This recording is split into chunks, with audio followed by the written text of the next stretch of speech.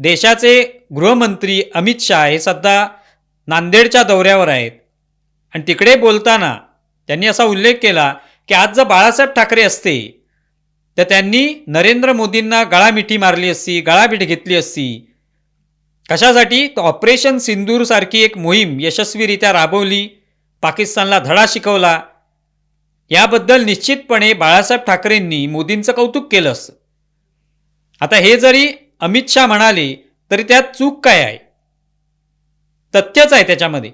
आज जर बाळासाहेब ठाकरे असते तर कोणी असं सांगून दाखवावं की बाळासाहेब ठाकरेंनी पाकिस्तान विरुद्ध जी काय आपण कारवाई केली, भारतीय लष्कराने केली, भारत सरकारने त्याच्यामध्ये महत्त्वाची धोरणात्मक भूमिका बजावली, याला बाळासाहेबांनी विरोध केला असता का?